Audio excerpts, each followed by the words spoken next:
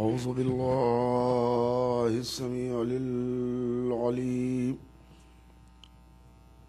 من الشيطان اللعين الرجيم.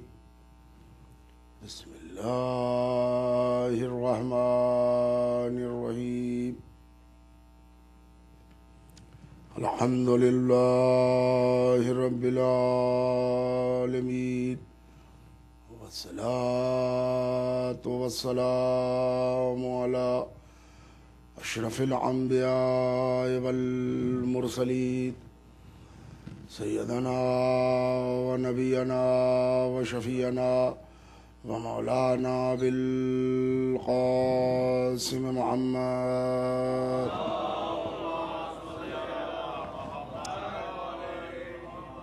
وآله الطيبين الطاهرين المعصومين المظلومين، ولعنة الله على أعدائهم وقتلتهم وغاصبي حقوقهم أجمعين من يومنا هذا إلى قيام يوم الدين.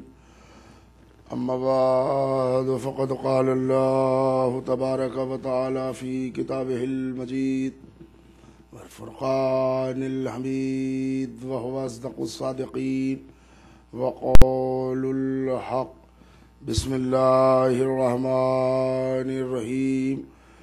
لقد أرسلنا رسلنا بالبينات وأنزلنا معهم الكتاب والميزان ليقوم الناس بالقسط.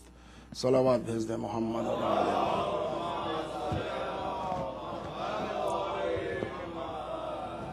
معزز سامعین گرامی عزیز، آیہ وافی ہدایہ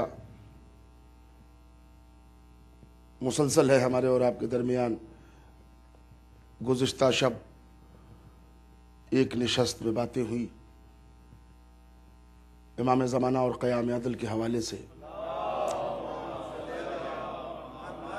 سورۃ الحدید کی اسی آیہ مبارکہ کو بطور موضوع منتخب کرنے کی سعادت حاصل کی گئی.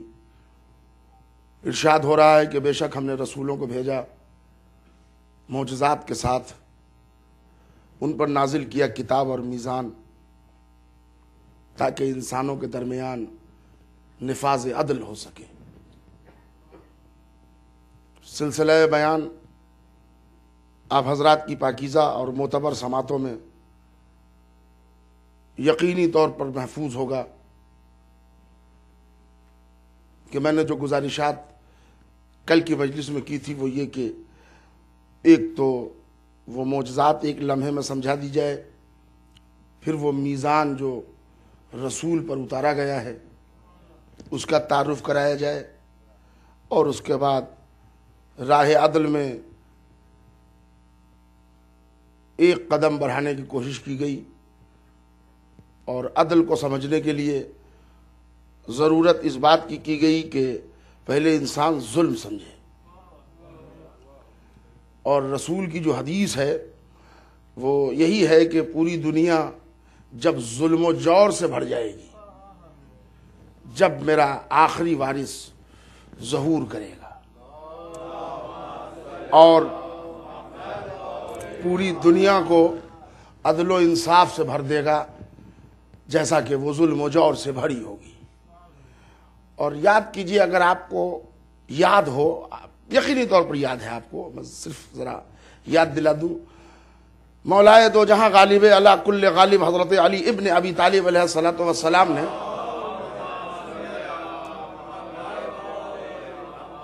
فرمایا اللہ رازق ہے، اس نے ہر ایک حصے کی روٹی دی ہے. مولا فرماتے ہیں اللہ رازق ہے، اس نے ہر کی روٹی دی ہے، لیکن اگر کوئی بھوکا سو گیا تو اس کا مطلب اس کی روٹی کسی نے مار لی، یعنی وہ ظلم کا شکار ہو گیا. روٹی مار لینے کا مطلب یہ نہیں کہ وہ ہاتھ میں لیے ہوا تھا پٹک کے چھین لیا کسی نے، نہیں، وہ پورے سیاسی ایک حالات ہیں جن سے زمانہ وہ حالات پیدا کر دے کہ انسان روٹی کو محتاج ہو جائے. اور اب اس کے بعد ظہور کی علامت سنیے کہ جب امام مسند عدل پہ بیٹھے ہوں گے تو بیسوں میل تک، یہ روایت ہے معصوم کی، 11ویں امام فرماتے ہیں میلوں لوگ ڈھونڈیں گے خمس و زکوٰۃ کی رقم لے کے کہ کوئی مستحق مل جائے، مگر ہر ایک کہے گا کہ نہیں ہمارا پیٹ بھرا ہوا ہے، ہمیں نہیں چاہیے۔ مطلب سمجھ گئے آپ؟ اب عدل کے قیام کا ایک لمحے میں مطلب تو آپ سمجھ گئے۔ اب کوئی بھوکا نہیں ملے گا جو رقم شرعی بھی لے، اس کا مطلب اب کوئی بھوکا نہیں ہے۔ کیوں نہیں ہے؟ اس لیے کہ جو بیچ میں روٹی مارنے والے تھے امام ان کو مار چکے ہوں گے۔ یہ ہے مطلب ظلم کا، اور یہ ہے مطلب عدل کا۔ ہمارا سلسلہ ابھی تعارف ظلم کا چل رہا ہے، جو میں نے جملے میں آپ حضرات کو سمجھانے کی کوشش کی کہ ظلم صرف وہ نہیں ہے کہ جو آدمی ایک دوسرے کو قتل کر دے، نہیں، ظلم بیٹھے بیٹھے بھی آدمی انجام دے سکتا ہے، اپنی ترچھی نگاہوں سے بھی ظلم، اپنے دہن میں تھوڑے سے گوشت کے لتھڑے جسے زبان کہتے ہیں اس کے ذریعے بھی آدمی بیٹھے بیٹھے ظلم کرتا ہے، اور پھر کسی مناسب شے کو اس کے مناسب جگہ سے تبدیل کر دینا یہ بھی ظلم ہے، پھول کی ایک پتی کا مسل دینا یہ بھی ظلم ہے۔ اب اندازہ لگائیں کہ جس اسلام میں ایک پھول کی پتی کا بلا وجہ مسل دینا جائز نہ ہو، وہ ظلم ہو، وہاں گردنوں کو کاٹ دینا، بستیوں کو اجاڑ دینا، شہروں کو ویران کر دینا، علاقوں کو تباہ کر دینا، یہ کب اسلام میں رواں ہوگا؟ اور یہ سب بنام اسلام کیا جا رہا ہے۔ دو ہی بات ہے، یا وہ اسلام سمجھے نہیں ہیں یا ان کو اسلام سمجھایا غلط گیا ہے۔ یہ داڑھیاں جسے دیکھ کے تقوی کا احساس ہونا چاہیے تھا، عوام الناس خوفزدہ ہو جاتے ہیں، اور اس حد تک دراز ہوتی جا رہی ہیں داڑھیاں کہ اب اس کے لیے لفظ داڑھی نہیں چلے گا، داڑھا چلے گا۔ کہ اگر آپ موٹر سائیکل سے جا رہے ہوں اور سامنے کوئی جا رہے ہوں تو پیچھے والے کو ٹریفک دکھائی نہ دے، وہ چھتے دار داڑھیاں، مگر سامنے جو بیٹھا ہوا آدمی ہے وہ اپنے اندر عدم تحفظ محسوس کر رہا ہے۔ میں آپ سے سچا واقعہ بیان کر رہا ہوں۔ گزشتہ برس یہ آپ کے فلوریڈا میں ایک شہر ہے اورلینڈو، میں وہاں سے ہیوسٹن جا رہا تھا، تھکا تھکایا تھا، رات بھر جگا تھا، صبح فلائٹ تھی 10 بجے، اور وہاں سے جب آیا تو میں نے دیکھا کہ کوئی جگہ مل جاتا کہ میں بیٹھ جاؤں، اور وہ وہاں کوئی ڈزنی ورلڈ ہے، بہت رش ہوتا ہے وہاں ایئرپورٹ پر، جگہ نہیں مل رہی تھی کہیں۔ ایک جگہ میں نے دیکھا کہ 6-7 کرسیوں والا ایک پورا رو خالی ہے، تو میں نے کہا بھئی یہ عجب ہے، لوگ زمین میں بیٹھے ہوئے ہیں، خالی کیوں؟ تیزی سے بڑھا تو میں نے دیکھا وہاں ایک عجیب الخلقت انسان جو پیجامے کو حد سے زیادہ اٹھائے ہوا ہے، داڑھی کو حد سے زیادہ بڑھائے ہوا ہے، یعنی سچ کہہ رہا ہوں آپ سے کہ عجیب الخلقت، بالکل سر پہ کوئی بال نہیں ہے، منڈا ہوا سر، اور وہاں اب بس جب میں نے دیکھا تو میں نے سمجھ گیا کہ یہ اس کی وجہ سے لوگ نہیں بیٹھے، تو میں نے بھی مناسب نہیں سمجھا بیٹھنا، اس لیے کہ اب یہاں کی ہم زبان نہیں جانتے، اب کہاں مکرو کی بازو میں بیٹھ جائیں، ہم بھی نہیں بیٹھے، لیکن شکلوں سے پتہ چل گیا کہ آپ کون ہیں۔ لیکن شامت اعمال کو کون روک سکتا ہے؟ جہاز میں جب ہم بیٹھے تو وہ بالکل ہمارے بازو میں تھا۔ اچھا، سفر کے جو ہمیں آداب بتائے گئے ہیں، ان آداب میں ایک آداب یہ ہے کہ اگر آپ جب سفر شروع کریں تو السلام علیکم یا امام زمانہ،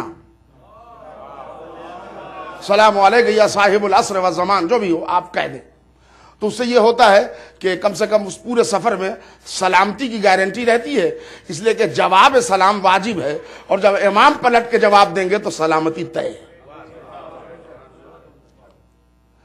ہم نے بالکل باقاعدگی سے زور سے، جیسے کہا جاتا ہے کہ نارمل ساؤنڈ میں، میں نے کہا۔ تھوڑی دیر کے بعد جب جہاز اڑا تو انہوں نے مجھ سے گفتگو شروع کر دی، اور میں نہیں چاہ رہا تھا کہ ان سے گفتگو کروں، اس لیے نہیں کہ میں ان سے کوئی نفرت نہیں، اس لیے کہ عوام الناس ان کو دیکھ کے خطرہ محسوس کر رہے تھے، تو ان سے پتہ نہیں لوگ مجھے ان کا دوست سمجھ لیں، مگر بہرحال وہ بات کرتے کرتے وہ بات ہو گئی، آپ کیوں آئے ہیں، کہاں سے آئے ہیں، کیسے آئے. اتفاق سے وہ تھے ہمارے ہندوستانی، وہ ہیں امریکن سٹیزن.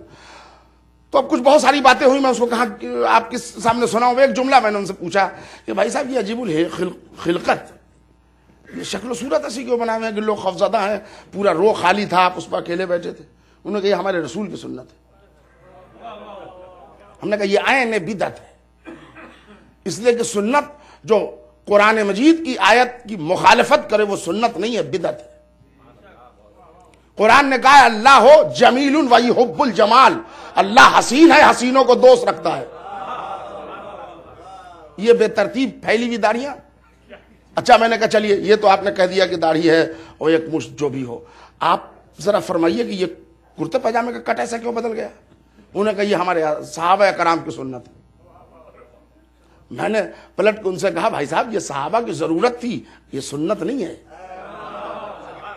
ضرورت الگ چیز ہے، سنت الگ چیز ہے. کبھی کبھی یاد ہوگا آپ سب دیسی حضرات بیٹھے ہیں، ٹرین پکڑنا ہو یا کوئی سواری لینا ہو، اس میں اب دوڑ رہے ہیں تو دوڑتے ہوئے زیادہ اٹھا لینا پڑتا ہے، اس لیے کہ دامن ہوا میں پاؤں الجھ نہ جائے. صحابہ کرام اکثر لڑائیوں میں جایا کرتے تھے اور وہاں بھاگنا ان کے لیے کبھی کبھی ضروری ہوتا تھا، تو اس لیے اٹھاتے تھے. آپ نے ان کی ضرورت کو سنت بنا دیا. ایک صلوات بھیج دیجئے محمد اور آل محمد. یہ بھی ظلم ہے میرے سرکار.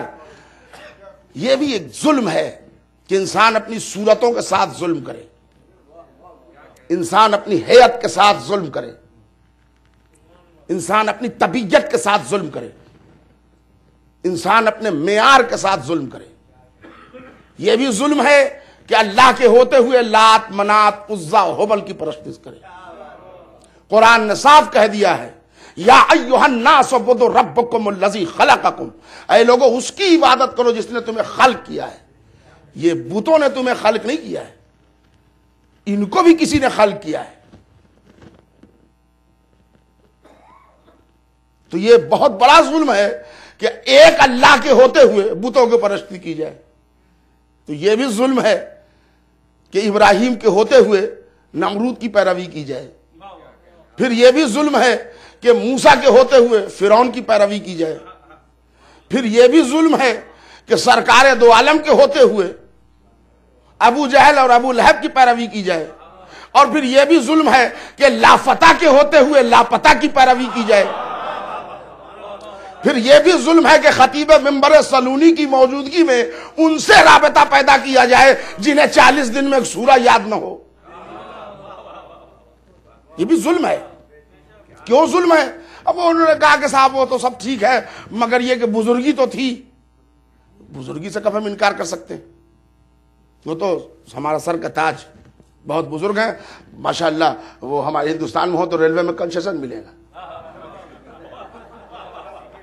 لیکن اب بزرگی قیادت کے لائق بھی ہو تو آپ ذرا دیکھ لیں اللہ نے پہلے آپ کو خلق نہیں کیا ہے، پہلے پتھروں کو خلق کیا ہے، جمادات، اس کے بعد نباتات، اس کے بعد حیوان، اس کے بعد انسان. یعنی آپ چوتھی مخلوق ہیں. ہم سے سینئر یہ حیوان ہے، پھر ہم سے سینئر یہ جمادات ہیں، پھر ان سے سینئر یہ جمادات ہیں. افضل کون ہے ان چاروں میں؟ پتھر، جمادات، درخت، نباتات، حیوان یا انسان؟ خالقیت کا قصیدہ اللہ نے پتھروں کو خلق کر کے نہیں پڑھا ہے، حیوانوں کی خلقت کے بعد خالقیت کا قصیدہ نہیں پڑھا ہے اللہ نے، نباتات کو خلق کرنے کے بعد اللہ نے خلاقیت کا قصیدہ نہیں پڑھا. جب انسان کو خلق کیا اس نے خلاق نے احسن الخالقین نے احسن خلق کا قصیدہ پڑھا. کیوں؟ انسان ان چاروں میں افضل ہے. کس بنیاد پر افضل ہے؟ نباتات تو ہم سے بڑے ہیں، جمادات ہم سے بڑے ہیں، ہم ان کی پیروی کریں اس لیے کہ عمر میں بڑے ہیں. یعنی عمر میں بڑے ہیں مگر افضلیت انسان کو ہے اس لیے کہ انسان کو اللہ نے عقل دی ہے. یہ تینوں بڑے ضرور ہیں عمر میں مگر بے عقلیں ہیں. ایک صلوات تو بھیج دیجئے نا محمد اور آل محمد کو. ہمیں تو جو سنانا ہے آپ کو میں سنا رہا ہوں. اب ہر انسان کے سمجھنے کی ذمہ داری تو میرے پاس نہیں ہے. یہ ان چار میں جمادات، نباتات، حیوان، انسان میں افضل ایک ہے. بقیہ یہ تینوں مفضول ہیں اس لیے کہ بے عقلیں ہیں، عقل نہیں ہے ان کے پاس. اور یہ انسان اتنا ہوشیار ہے کہ اپنے روزانہ کے معاملات میں عقلوں کا استعمال خوب کرتا ہے. ایک مکان خریدے تو دیکھیے آپ، ایک دکان لے تو دیکھیے آپ، دنیا کے سودے کرے تو دیکھیے آپ، ہر آن اس میں عقل کا استعمال ہے. دین کے معاملات میں اتنا بھولا ہے، دین کے معاملات میں اتنا بھولا ہے کہ جہاں جس سے بات ہو گئی جنت کا سودا کر لیا، جہاں جس سے بات ہو گئی رہبریت کا سودا کر لیا. آپ اگر عقل استعمال نہ کریں وہ بھی ظلم ہے. میرے سرکار، میں ظلم گرا رہا ہوں بہت آہستہ سے.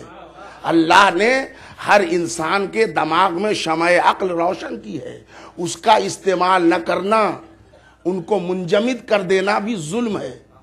اسی لیے ہمارے یہاں مطالعے کا حکم نہیں ہے، خالی پڑھنے کا حکم نہیں ہے، فکر کرنے کا حکم ہے. اس لیے کہ خالی پڑھنے والا تو اس کا دماغ معلومات کا گوڈاؤن ہو جائے گا، اس کا فائدہ نہیں ہوگا. وہ جو پڑھ رہا ہے اس پر فکر کرے، تدبر کرے، غور کرے. تو عقلوں کا استعمال نہ کرنا بھی ظلم ہے. ہم گئے کیمرہ خریدنے، ایک لیپ ٹاپ لینا ہے، دو دوست بھی ہمارے ساتھ گئے. اب وہ ماشاءاللہ وہ لیے جا رہے ہیں تو میں نے دیکھا چھوٹا سا لیپ ٹاپ رکھا ہوا، بڑا خوبصورت ہے یہ بھی، اور اس کی قیمت $150 ہے. اور اس کے بازو میں پھر دیکھا ایک لیپ ٹاپ رکھا ہوا ہے، اس کی قیمت $750 ہے. اور ہمارے میزبان کرے کہ یہ لیجیے آپ، اور مجھے پسند ہے $150، اس لیے کہ 150 میں بالکل لیپ ٹاپ، شکل وہی، صورت وہی، کام وہی. کہنے لگے نہیں یہ لوکل میڈ ہے، یہ ایپل کا ہے، اس کی کوئی گارنٹی وارنٹی نہیں ہے، یہ لیجیے آپ، اس کی گارنٹی ہے. ایک کیمرہ لے رہے ہیں تو اس میں گارنٹی ڈھونڈ رہے ہیں، ایک لیپ ٹاپ لے رہے ہیں تو اس میں ان کو چلنا کتنی دن ہے، سال 2 سال 4 سال، نیا فیچر آیا، یہ سب ڈیٹ. سال 2 سال کی سوداگری میں یہ عالم ہے کہ آدمی گارنٹیڈ مال لیتا ہے، ریپوٹیڈ کمپنی ہو. تو میں نے ان سے حجت کیا کہ بھائی دیکھیے ذرا، آپ لوگ دولت مند آدمی ہیں تو آپ لے لیں گے، کوئی بات نہیں، لیکن ہمارے لیے تو ہم لوگ ذرا ایوریج آمدنی کے لوگ ہیں، تو ہمارے 150 میں کے لیے وہ ایوریج سے کام نہیں چلے گا مولانا، اس لیے کہ یہ لوکل ہے، اس کی کوئی گارنٹی نہیں ہے، کبھی بھی ساتھ چھوڑ دیں گے. یہ ریپورٹڈ مستند کمپنی کا مال ہے، اس کے ساتھ گارنٹی بھی ہے، وارنٹی بھی ہے، بکلیٹ بھی دیا جائے گا، جب ضرورت پڑے گی یہ فری میں سروس بھی دیں گے. غیرت اسلام، ایک چلو پانی میں ڈوب جانے کا موقع، ایک کیمرہ، ایک لیپ ٹاپ خریدو تو گارنٹی ڈھونڈتے ہو، اور اللہ کے دربار میں جانے کا، محشر تک کا سودا کرنے چلے، ایسا سودا کر لیا. رہبر کی بھی تو گارنٹی ڈھونڈ لو، قبلہ ہم آپ کی قیادت میں اسلام میں آگے بڑھیں گے، مگر کوئی گارنٹی ہے یا بیچ میں چھوڑ دیجیے گا ساتھ. اور اگر خالی زبان سے کہیں گارنٹی تب بھی نہ ماننا، اسی کمپنی کا بکلیٹ مانگنا، اور بکلیٹ میں ملا کے دیکھنا کہ یہ برانڈ کے سلسلے سے کوئی سند ہے کہ نہیں. عالم اسلام میرے غیرت کی بات ہے، اسلام کا بکلیٹ ہے قرآن، آپ سند میں دے رہے ہیں بخاری. دیکھیں میں کوئی تبرعی باتیں نہیں کر رہا، بخاری معتبر کتاب ہے، وہ اپنی جگہ پر ہے. بخاری تو وہ صحیح کتاب ہے کہ صحیح مسلمان پڑھ لے تو مسلمان صحیح ہو جائے. تو میرا کام اس پر کامنٹ کرنا نہیں ہے، مگر ذرا دیکھیے اسی کتاب نے کیا ظلم کیا ہے. کابل احبار ایک شخصیت ہیں جن کے لیے ایک جملہ کل میں نے کہا تھا، علی کے مقابلے میں ان کو لائے تھے کہ یہ سب سے بڑے عالم ہیں. آپ کو معلوم ہے ملک الموت قبض روح کے لیے آتا ہے تو وہ دکھائی نہیں دیتا. کب سے نہیں دکھائی دیتا یہ نہیں معلوم ہوگا، بخاری سے سنیے. کعب الاحبار سے حدیث، بڑی شخصیت تاریخ اسلام کی حضرت ابو ہریرہ نقل کرتے ہیں کہ ملک الموت لوگوں کو دکھائی تو دیتا تھا جب قبض روح کو آتا تھا، لیکن جب وہ ملک الموت اللہ کے حکم سے حضرت موسیٰ کی خدمت میں آیا تو جناب موسیٰ کو انہوں نے سلام کیا۔ جناب موسیٰ نے جواب سلام دے کے کہا تم کہاں کے رہنے والے ہو؟ میں نے تمہیں پہلی مرتبہ دیکھا۔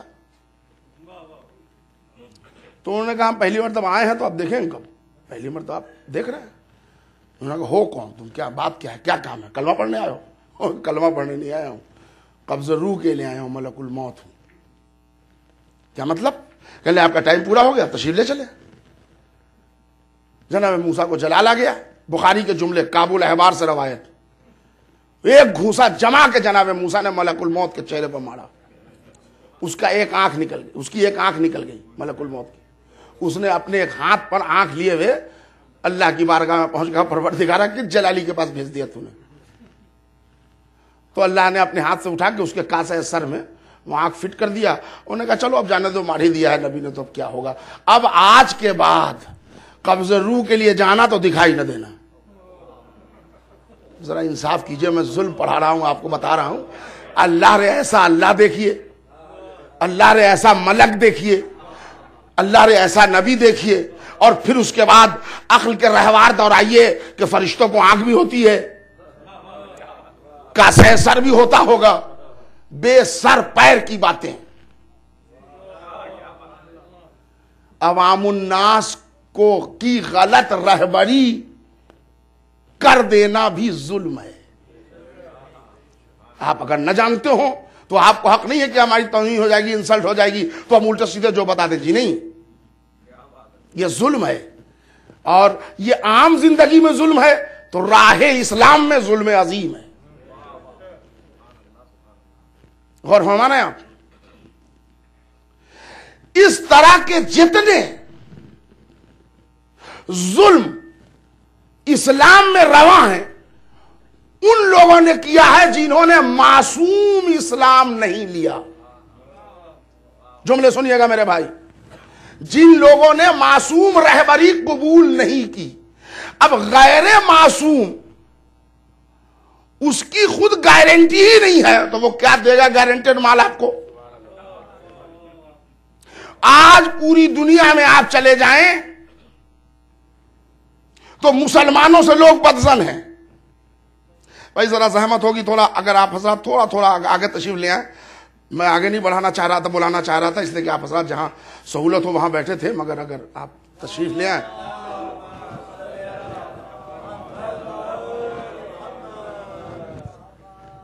بہت جلدی جلدی میرا سفر ہے۔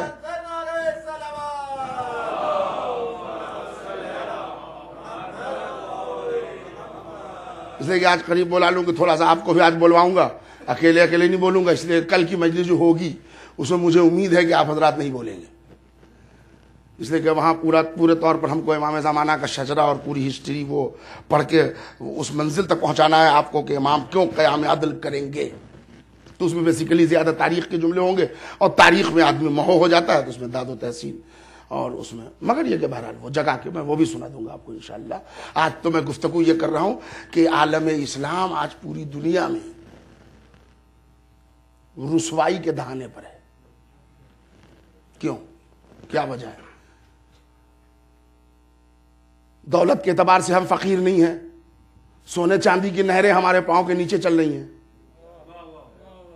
جغرافیکل اعتبار سے بھی ہم بہت الگ تھلگ نہیں ہیں سماج سے کہ ترقی نہ کر سکیں۔ اللہ نے اچھا خطہ بھی دیا ہے، شکل و صورت میں بھی ہم کمزور نہیں ہیں، علاقے میں اور تعداد میں بھی ماشاءاللہ قابل لحاظ ہیں، تو سب کچھ ہے، پھر میدان علم میں زیرو کیوں ہیں؟ جن کے پاس وسائل ہیں وہ کیوں بھوکے مر رہے ہیں؟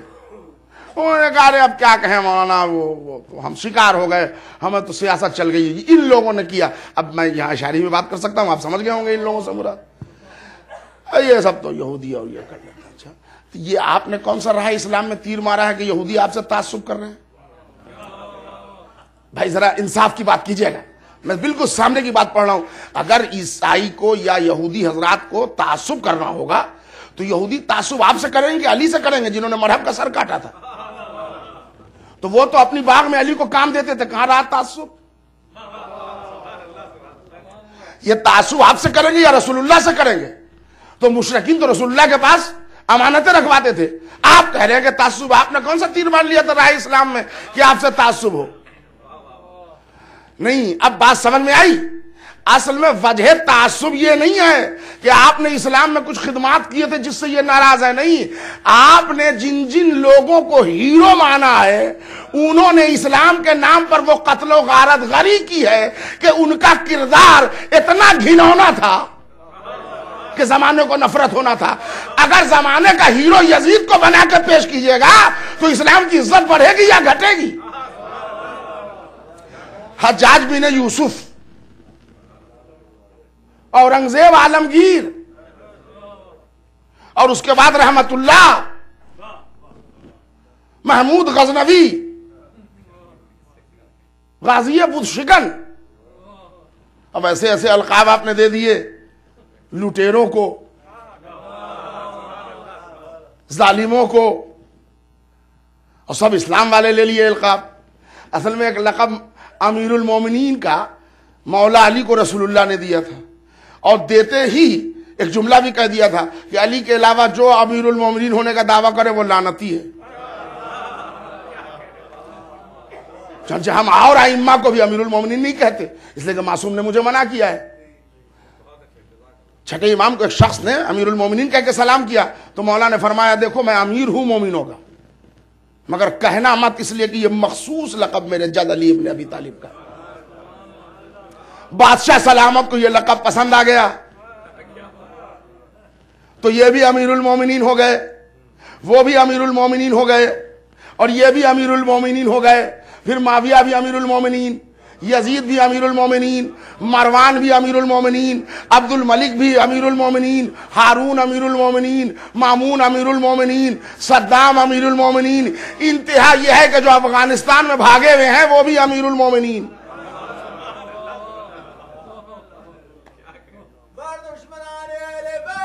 یہ کیا ہے؟ صرف اس کی ایک وجہ ہے، آپ نے استعمال عقل نہیں کیا، عالم علم لدونی کی موجودگی میں جاہل کی بیعت کی، مقدر میں جہالت لکھا گیا۔ باب علم سے رشتہ توڑا تو علم کیا خاک لیں گے آپ؟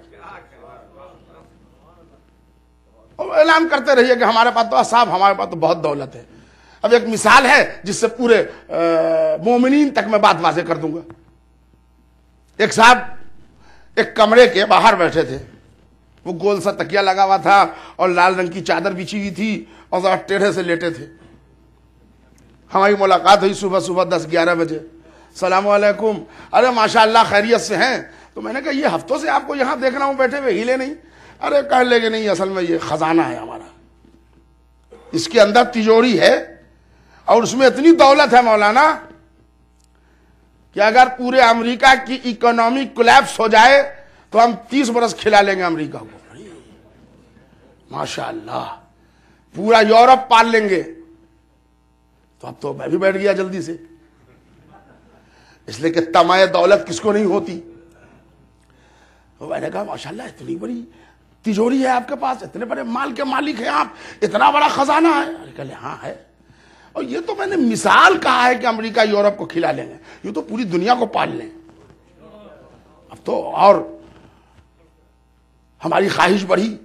ابھی وہ گفتگو پورے طور پر ختم نہیں ہوئی تھی کہ 10-12 سال کا ایک لڑکا ادھر سے گزرا، وہ ہاتھ میں برگر لیے ہوا تھا، آدھا کھا چکا تھا، آدھا ہاتھ میں تھا۔ تو یہ جو بڑے میاں لیٹے ہوئے تھے انہوں نے کہا بیٹا ذرا وہ برگر دینا، تو انہوں نے کہا نہیں یہ تو جھوٹا ہے۔ انہوں نے کہا نہیں لاؤ، چونکہ صبح سے کچھ نہیں کھایا ہے تو کھا لے۔ اب ایک دم سے ہمیں یہ بات لگ گئی کہ جو اتنے بڑے خزانے کا مالک اپنے کو بتا رہا ہے، آخر یہ کیا بات ہے کہ جھوٹے برگر پر اکتفا کر رہا ہے؟ اب میں کوشش کر رہا تھا کہ میں ان سے پوچھوں، کہ پھر اسی بیچ میں دیکھا ایک صاحب آ گئے، کہنے لے بھائی بہت اچھا ہوا آ گئے، ذرا کافی پلا دو، صبح سے نہیں پیے کچھ ابھی تک۔ اب مجھ سے نہ رہا گیا، میں نے کہا بڑے میاں یہ خزانہ کس کا ہے؟ کہنے میرے ہیں۔ تو میں نے کہا ایک مٹھی نکال لیجئے، خود بھی کھائیے، دنیا کو کھلائیے، یہ بھیک کیوں مانگ رہے ہیں؟ خزانہ ساتھ میں ہو، یہ مانگنے کی عادت تو اچھی نہیں ہے۔ انہوں نے کہا مولانا آپ سمجھے نہیں، خزانہ تو ہمارا ہی ہے اور یہ تجوری ہماری ہی ہے، مگر کھل نہیں رہی ہے۔ تو میں نے کہا کیوں؟ جس نے تجوری دی اس نے کنجی نہیں دی، چابی نہیں دی۔ تو شرما کے کہنے لگے نہیں وہ دے تو رہا تھا، ہم نے لی نہیں۔ اب بھی نہ سمجھے آپ، اب سمجھیں گے آپ۔ اچھا وہ دے رہا تھا، آپ نے لی نہیں۔ تو میں نے کہا بڑے بڑے لوہار ہیں، ان کو بولا کہ تالا ہی توڑوا دیجئے۔ آپ نے کتنے کتنے گھروں کو توڑوا دیا ہے، یہ تالا کیا ہے؟ کہنے لگے غضب ہے مولانا، یہ وہ باہری تالا نہیں ہے، یہ نمبرنگ سسٹم ہے، اس میں پاس ورڈ چاہیے تب کھلے گا۔ تو ہم نے کہا اچھا اس کا پاس ورڈ آپ کو نہیں ملا؟ کہ نہیں ملا۔ کیسی کوڈنگ ہے جس کی ڈیکوڈنگ آج تک نہ ہو سکی؟ خزانہ لیے بیٹھے ہیں آپ۔ تو میں نے کہا وہ ہوا کیا، واقعہ کیا ہوا؟ یہ خزانہ دینے والا کیا ذہین نہیں تھا؟ یہ خزانہ دے گیا، پاسورڈ ساتھ لے گیا۔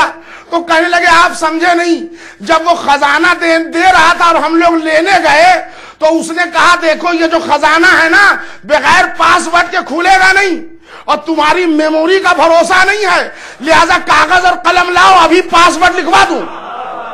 نہیں ذرا حاضر ہوئیے، کاغذ اور قلم لاؤ، ابھی پاسورڈ لکھوا دوں۔ یہ مارے بخلاہٹ کے پاسورڈ چھوڑ دیا، خزانہ لے کے بھاگ آئے۔ رسول نے کہا پاسورڈ لے جاؤ، انہوں نے کہا حسبنا تجوریوں نا، صلوات بھیج دیجئے محمد اور آل محمد۔ یہ ہے قصہ میرے سرکار۔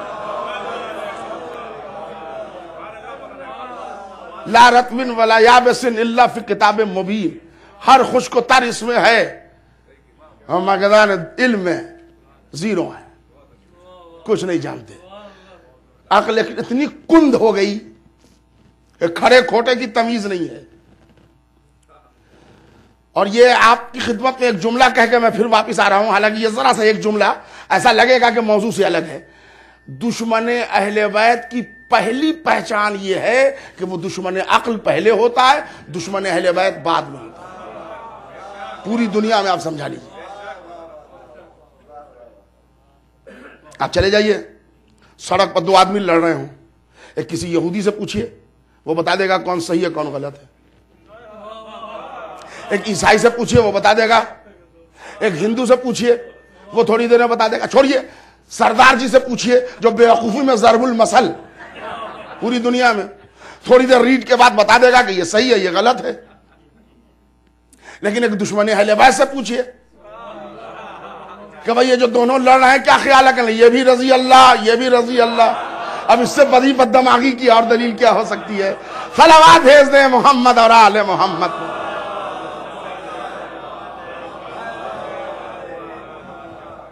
سمجھے میرے سرکار؟ انہی عقلوں کا علاج اپنی حکمت سے امام زمانہ کریں گے۔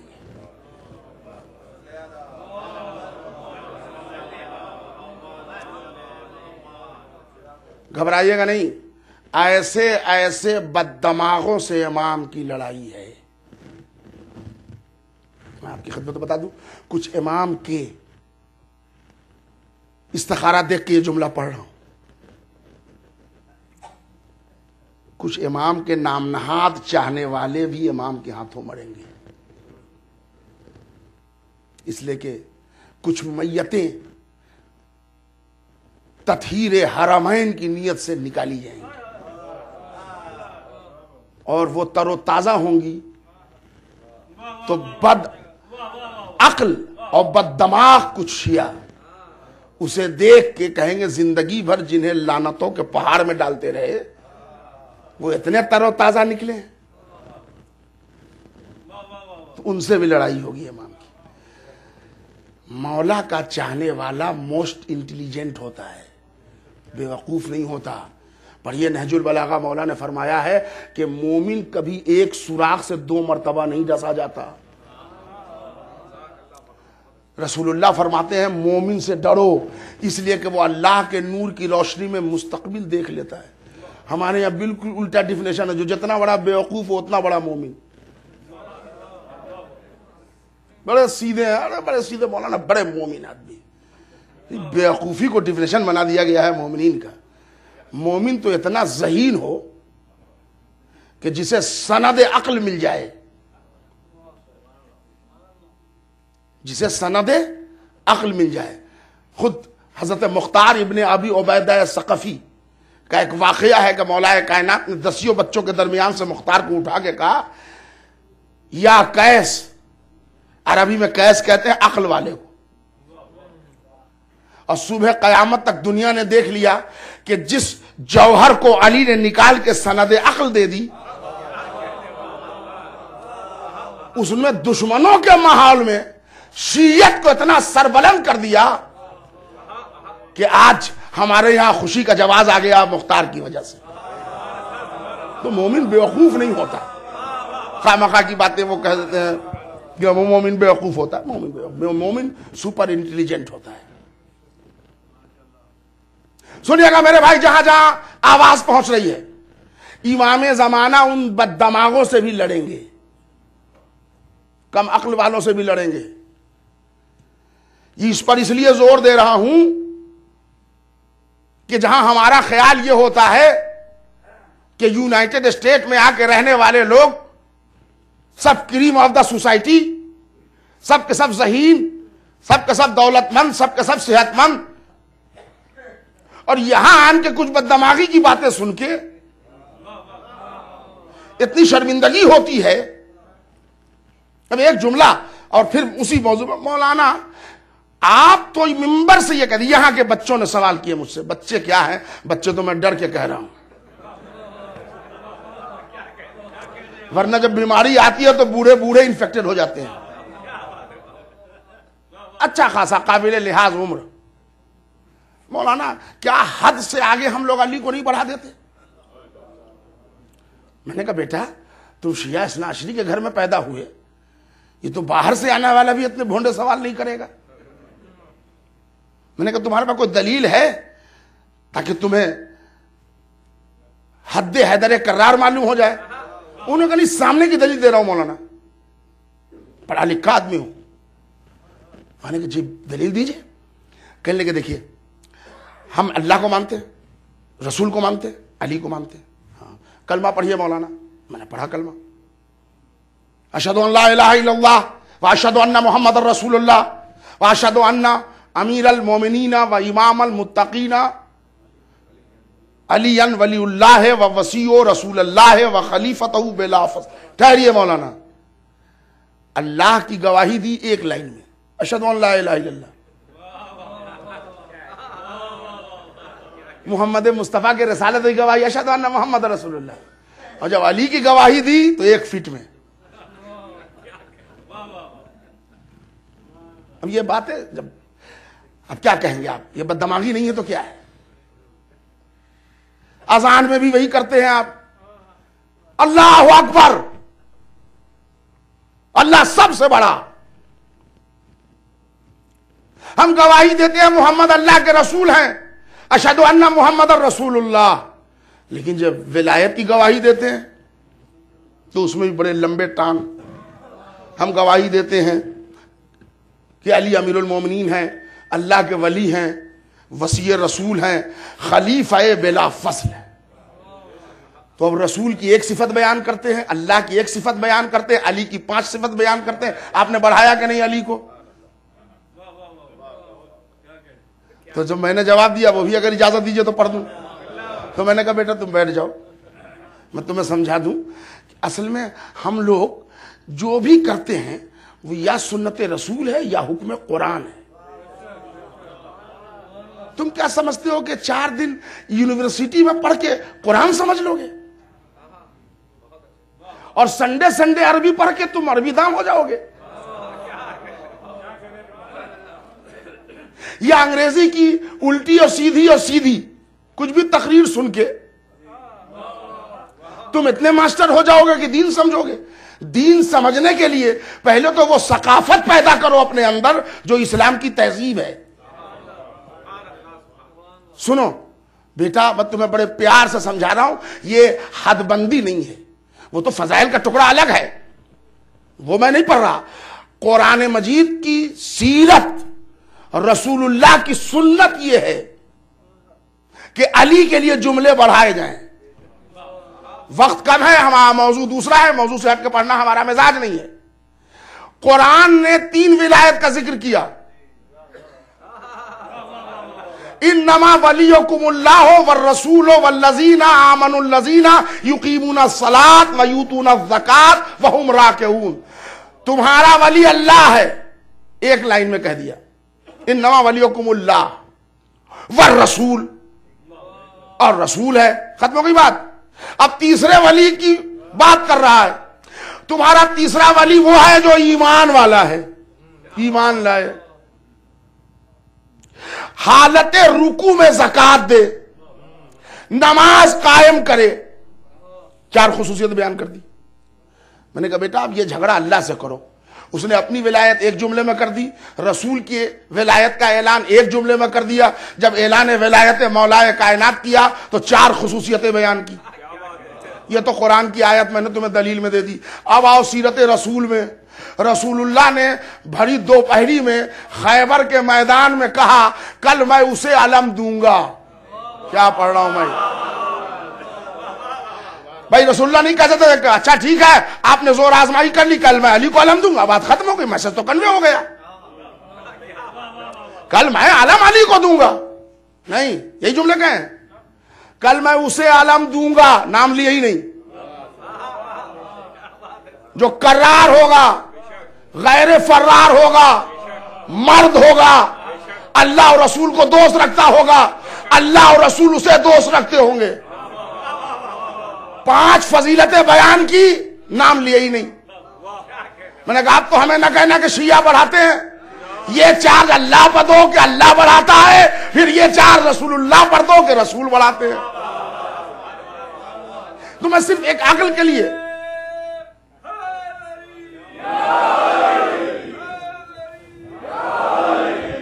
حالت رکوع میں زکات دے، وہ تمہارا ولی ہے. اور تاریخ شاہد ہے کہ حضرت علی کے علاوہ رکوع کے عالم میں کسی نے زکات، اچھا پھر وہ دینے کا عرب والے لینا جانتے تھے. کسی شاعر نے بڑی خوبصورت ایک بند کہا جو مجھے یاد آ گئی اس وقت، کہ کسی کے آگے جو دستے طلب بڑھاؤ گے، 1000 اپنی پریشانیاں سناؤ گے، جہاں بھی جاؤ گے مایوس لوٹ آؤ گے، علی کا نام نہ لوگے تو کچھ نہ پاؤ گے. تو ملاحظہ فرمائیے، کسی کے آگے، بات سنیے میرے بھائی، کسی کے آگے جو دستے طلب بڑھاؤ گے، 1000 اپنی پریشانیاں سناؤ گے، جہاں بھی جاؤ گے مایوس لوٹ آؤ گے، علی کا نام نہ لوگے تو کچھ نہ پاؤ گے. ہمیں یہ بات فقیروں کی زندگی سے ملی، خدا کے گھر بھی ملی، بھیک تو علی سے ملی. عقل استعمال کریں. اب اسی چیز میں ذرا یہ عقلی بات کرتے کرتے میں اپنے بیان کو وہاں لا کے چھوڑنا چاہتا ہوں، اس لیے کہ ذرا بیچ میں آج میں 10 منٹ کا گیپ لوں گا آپ سے، آپ کی اجازت سے. تو اب کل کے لیے گفتگو کو جوائن کروں گا، کل وہاں تک لانا چاہتا ہوں اسی عقل کے سلسلے میں. اللہ نے ہمیں 2 بالکل موضوع کی باتیں شب قدر دیے ہیں. ایک شب قدر کی امپورٹنس ہمارے یہاں کم ہے، ایک کے زیادہ ہے، بلکہ تعصبی باتیں نہیں کر رہا. ایک شب قدر وہ ہے جو ماہ خالی رمضان کہنا مکروہ ہے، ماہ مبارک یا رمضان المبارک یا رمضان الشریف. ماہ مبارک میں، رمضان المبارک میں ایک شب قدر ہے، اور ایک شب قدر ہے 15ویں شعبان کو، جو نیمہ شعبان ہے. ہمارے یہاں نیمہ شعبان کی ذرا اہمیت بہت اس حد تک نہیں ہے کہ ہم اس رات بھی جاگے. حالانکہ چھٹے امام نے فرمایا ہے کہ نیمہ شعبان وہ شب قدر ہے کہ اس دن اللہ انتظار میں رہتا ہے کہ کوئی بندہ آج مجھ سے رحمت مانگے. کیا جملہ فرمایا مولا نے, رمضان المبارک کی شب قدر رسالت کی رات ہے, نیمہ شعبان کی شب قدر امامت کی رات ہے. جملہ ہے جو آپ کے حوالے, صاحبان علم کا مجمع ہے. شب قدر عام راتوں سے اس کا کوئی مقابلہ نہیں ہو سکتا, 1000 راتوں سے 1000 مہینوں سے افضل رات. کیوں ہے وہ شب قدر؟ پہلے رمضان المبارک کی شب قدر پر ایک جملہ سمجھ لیں آپ, تو پھر نیمہ شعبان پر لاؤں گا, بات مکمل ہو جائے گی. کیوں ہے وہ شب قدر؟ آسمانی کتاب نازل ہوئی تو اسی رمضان میں توریت بھی ہے, وہ شب قدر کیوں نہیں ہے؟ اسی میں انجیل بھی ہے, وہ شب قدر کیوں نہیں ہے؟ اسی ماہ مبارک میں تورات بھی ہے. 23ویں رمضان کو چونکہ نزول قرآن ہے اس لیے شب قدر ہے. مطلب سمجھے آپ؟ یہ اس لیے بتا رہا ہوں تاکہ عقلوں سے فیصلہ کر لیں آپ کہ 15ویں کو شب قدر کیوں ہے, 13 رجب کو شب قدر کیوں نہیں ہے. کچھ لوگ سوال کر لیں گے نا کہ مولانا جب امام پیدا ہوئے تو 15ویں کو شب قدر کیوں ہے, 3 شعبان کو شب قدر کیوں نہیں ہے. تو میں ان بچوں کو ذرا بتا دوں کہ شب قدر کی وجہ تسمیہ یہ نہیں ہے کہ امام آیا اس لیے شب قدر ہے, کتاب آسمانی اس لیے شب قدر نہیں. دونوں کا معیار سمجھو, کتب آسمانی 4 ہیں لیکن 3 جس شب آئے وہ شب قدر نہیں ہے. چوتھا قرآن جس شب اترا وہ شب قدر ہے, اس لیے کہ کلیہ اللہ نے بنایا. چونکہ 23ویں رمضان کو قیامت تک رہنے والا قرآن آیا ہے اس لیے شب قدر ہے. نیمہ شعبان میں قیامت تک رہنے والا امام آیا ہے. میرے جملے تو آپ کے حوالے ہو جائیں. یہ چونکہ قیامت تک رہنے والا امام ہے, اس کی امامت صبح قیامت سے ملے گی. اسی لیے ہمیں بڑا اطمینان ہے. کچھ لوگ کبھی کبھی ڈرا دیتے ہیں کہ سن 2012 میں قیامت آ گئی, اب قیامت آنے والی ہے فلاں. ہم بڑے اطمینان سے رہتے ہیں اس لیے کہ ہم کو معلوم ہے ہمارے یہاں پہلے امامت آنے والی ہے, بعد میں قیامت آنے والی ہے. اب مضبوط عقیدہ ہے تو کوئی ڈر ہی نہیں ہے. ابھی فی الوقت تو قیامت سے بچے ہوئے ہیں. اور کہیے تو میں تو ڈیٹ بتا دوں, کم سے کم 70 سال تو بچے ہی ہیں. اگر امام آج بھی ظہور کر لے تو 70 برس تو حکومت ہے, اس کے بعد پھر قیامت کی سوچے گا. تو کم سے کم 70 برس کی قیامت کی گارنٹی آپ کے درمیان دے دی اور آپ نے صلوات بھی نہ پڑھی تو پھر ہم کیسے بتائیں. مگر ایک بات, کل آپ حضرات سے گزارش ہے کہ وہ امام زمانہ علیہ السلام کے شجرے اور وہ نسبی پورا سلسلہ پڑھ کے یہ سناؤں گا کہ امام زمانہ ہی قیام عدل کیوں کریں گے, اللہ نے ان کو منتخب کیوں کیا. آج ایک بات آپ سمجھ لیں تاکہ کل سے جوائن کرنے کے لیے آسانی ہو جائے کہ مولانا آیت میں آپ نے رسولوں کا ذکر کیا, دلیل دے رہے ہیں کہ قیام عدل امام کریں گے, کیوں؟ آئیے ذرا تاریخ سے 1 منٹ بات کر لیں کہ کیا خدمات امامت اور خدمات رسالت یہ دونوں کے خدمات الگ الگ ہیں یا دونوں خدمت کی سرحدیں ایک ہیں. سنیے گا میرے بھائی. تو اب اس کی دلیل آپ سن لیں کہ اصل میں علماء کے درمیان ایک بحث چلی کہ اللہ نے اپنے حبیب سرکار دو عالم کو بے پناہ فضیلتیں عطا کی, مگر ایک فضیلت شہادت حضور کو نہیں ملی. میں بھائیوں کی روایت پڑھ رہا ہوں اس لیے کہ ہمارے یہاں تاریخ دوسری ہے اور فی الوقت ابھی اسے مجھے پڑھنا نہیں ہے, اس لیے کہ اگر وہ پڑھنے لگا تو کچھ پردہ نشینوں کے نام آ جائیں گے اور ہمارے پاس ابھی اتنا وقت نہیں ہے کہ ہم غیروں کے فائل اپیل کریں. خود ہی پڑھنے کو اتنا بچے ہیں کہ ہم منحوسوں کو کیا پڑھیں. صلوات بھیج دیجئے محمد اور آل محمد. تو جتنی دیر میں ہم منحوسوں کو سنائیں گے 4 فضائل مولا کے سنا دیں گے آپ کو.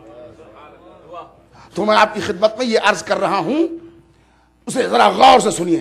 علماء کے درمیان بحث چلی کہ رسول اللہ کو اللہ نے فضیلت شہادت نہیں دی. شہادت ایک فضیلت ہے. جیسے ہر مسلمان کے لیے فضیلت ہے مہاجر ہونا، ویسے ہی فضیلت ہے شہادت پانا. آپ تو دونوں فضیلت لیے ہوئے ہیں، مہاجر بھی ہیں. نہیں، لیکن مہاجر آپ نہیں کہلائیں گے بھائی، اس لیے کہ شہر بدل کے کمانے کھانے کے لیے دوسرے شہر میں آ جانے کا نام ہجرت نہیں ہے. حفاظت دین کے لیے، حفاظت ایمان کے لیے، حفاظت کعبہ کے لیے اگر اس شہر میں اپنے عمل کی آزادانہ بجاوری سے آدمی معذور ہو جائے تب حکم ہجرت ہے. تو ایسے سیٹ کرنے کے لیے وہ ہجرت نہیں ہے. مگر اب آپ لوگ حیرت پر گئے، اس کا مطلب ہم مہاجر نہ ہوں گے؟ ہم تو یہاں بیٹھ کے مہاجر ہو سکتے ہیں. آپ کہیے ایک لائن میں بتا دوں، عمل ہجرت مسلسل انجام پذیر ہوتا ہے. خالی سٹی بدل جانے اور شہر بدل جانے کوئی ہجرت نہیں کہتے. آدمی بیٹھا رہے اپنی جگہ پر، عمل ہجرت انجام پذیر ہو جائے. انسان ہجرت کرے، یہی تو چاہیے نا. تو انسان ہجرت کرے اخلاق رذیلہ سے اخلاق حسنہ کی طرف، انسان ہجرت کرے ظلم سے عدل کی طرف، انسان ہجرت کرے جھوٹ سے سچائی کی طرف. بیٹھا رہے گا اپنی جگہ پر، عمل ہجرت انجام ہو جائے گا. اور اگر آپ کہیے تو میں اس کی دلیل بھی دے دوں.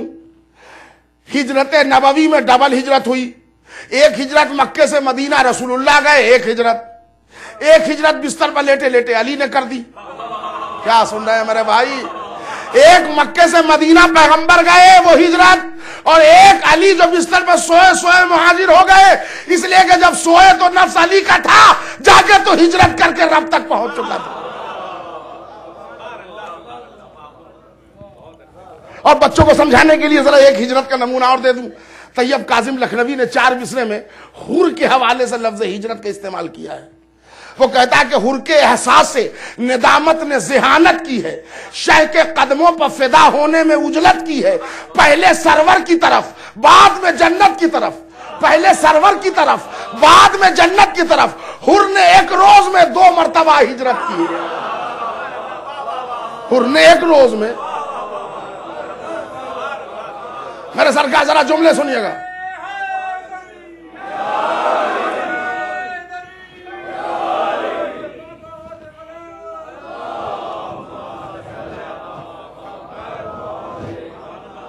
لیکن ایک بات میں آپ سے کہہ دوں کہ جب نعرہ حیدری اور علی کا نام آئے نا تو سب آدمی بولیے. میں نے کبھی تو فرمائش نہیں کی کہ آپ نعرہ لگائیے، لیکن اگر آپ نعرہ لگائیں تو سب بولے.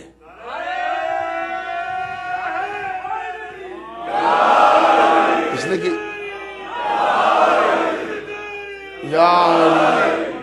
کہ عزتوں میں اضافے کا سبب نام علی ہے. کچھ لوگ سمجھ لیتے ہیں یہ لڑکے ہیں، یہ سب انجمن والوں کا کام ہے، یہ سب ہم بزرگ ہو گئے سینئر ہو گئے. نہیں، ہماری آپ کی کیا عزت. دنیا کی عزتیں قربان حسنین کے نانا کہ نالین مبارک پر جب بھری دوپہری میں وہ یا علی فخر سے کہے تو رسول کی سنت پر عمل کرنے والے علی کہنے میں کیوں شرمائے. میں آپ کی خدمت میں عرض کر رہا تھا، علماء نے یہ بحث کی کہ ہم رسول اللہ کو شرف ہجرت، شرف شہادت نہیں ملی. ایک بہت بڑے بر صغیر کے عالم گزرے ہیں، محدث گھرانہ شاہ ولی اللہ دہلوی. ان کے فرزند ارجمند شاہ عبدالعزیز محدث دہلوی. اور یہ سمجھا دوں کہ ان کی روایت تو پڑھوں گا، مگر اس کو سمجھانے سے پہلے بتا دوں کہ محدث دہلوی شاہ عبدالعزیز یہ شیعہ دوست نہیں تھے. انہوں نے شیعت کے رد میں خطرناک کتاب لکھی ہے، تحفہ اثنا عشری. تو یہ میں بتا دوں کہ ان کا ذکر میں اس لیے کر رہا ہوں کہ مجھے ان سے کچھ نکلا اس لیے، ورنہ یہ کہ وہ شیعہ دوست تھے اس لیے حوالے دے رہے ہیں. اس لیے کہ بہت سے بد دماغ لوگ سمجھتے ہیں کہ مولا دربار میں گئے تھے تو حق پر تھے کہ نہیں. دربار میں جانا حق نہیں ہے، یا کسی کا ممبر سے بیان کر دینا حق نہیں ہے. میں دلیل کے لیے بیان کر رہا ہوں. شاہ عبدالعزیز محدث دہلوی نے فوراً اس کو محسوس کر کے کتاب لکھی کہ کون ہے وہ شخص جو کہتا ہے کہ محمد عربی کو شہادت نہیں ملی، جھوٹا ہے. اللہ نے چونکہ شہادت کی 2 قسمیں رکھی ہیں، ایک سری ایک جہری. سمجھ گیا؟ سری مطلب چھپی ہوئی، جہری مطلب واضح، اللہ اعلان، جیسے 2 نمازیں ہم پڑھتے ہیں سحری سری اور جہری. جو نمازیں بآواز بلند پڑھی جاتی ہیں ان کو جہری کہتے ہیں, صلاۃ الجہری ہے وہ, اور جو نماز خاموش پڑھی جاتی ہے ظہرین کی مثلا تو وہ سری کہلاتی ہے. شہادت کی دو قسمیں ہیں, سری اور جہری. اسی رعایت سے انہوں نے جو کتاب لکھی اس کا نام رکھا سر الشہادتین. اور دیوان ایونیو پر کوئی دکان ہے جس میں ایک زمانے میں گیا تھا, وہاں یہ کتاب تھی, اردو میں ترجمہ بھی ہے اس کا. سر الشہادتین میں شاہ عبدالعزیز محدث دہلوی نے بحث کی ہے کہ اللہ کو مقصود یہ تھا کہ وہ اپنے نبی پاک کو دونوں طرح کی شہادت دے, اسی لیے اللہ نے محمد مصطفیٰ کو دو فرزند دیے, حسنین کریمین, یہ ان کے جملے ہیں. فرماتے ہیں اللہ نے حسن کو سری شہادت دی, حسین کو جہری شہادت دی. شاہ عبدالعزیز فرماتے ہیں اصل میں شہادت حسن کی شہادت نہیں ہے, شہادت سری رسول اسلام ہے. حسین کی شہادت اصل میں حسین کی شہادت نہیں ہے, شہادت جہری محمد مصطفیٰ کی شہادت ہے. دلیل مل گئی, بات ختم. مجھے تو اتنا ہی تک چاہیے تھا. شاہ صاحب نے کیا کہا, حسن کی شہادت رسول کی شہادت, حسین کی شہادت. میں تو یہی دلیل کر رہا ہوں نا کہ قرآن میں رسولوں سے کہا گیا ہے قیام عدل کے لیے امام زمانہ کریں گے. اب تو میں دلیل مل گئی نا کہ جب دوسرے امام کی شہادت محمد کی شہادت کہلا گئی, تیسرے امامت کی شہادت محمد مصطفیٰ کی شہادت بن گئی, تو 12ویں امام کا قیام عدل محمد مصطفیٰ کا قیام عدل ہوگا. ارے میرے سرکار کتنی بڑی دلیل میں نے دے دی, اب تو کوئی اعتراض نہیں ہے نا. اچھا اب یہاں بذرا ایک مجلسی جملہ بھی سن لیجئے. شاہ صاحب نے بڑا خوبصورت جملہ لکھا, حسن کی شہادت مصطفیٰ کی شہادت, حسین کی شہادت محمد کی شہادت. شاہ صاحب ہمارا کام بن جاتا, قلم کو حرکت دے کے ایک جملہ اور بڑھا دیتے, حسن کا قاتل محمد کا قاتل. اور اگر شاہ صاحب لکھ دیتے حسن کا قاتل محمد کا قاتل, تو ایک جملہ ہے جو آپ کے حوالے, شاہ عبدالعزیز اگر یہ لکھ دیتے حسن کا قاتل محمد کا قاتل, تب ہم دیکھتے کہ خطائے اجتہادی کے صندوق میں بٹھا کے جنت کس کو بھیجا جا رہا ہے. صلوات بھیجیے محمد اور آل محمد. اب یہاں سے ہماری گفتگو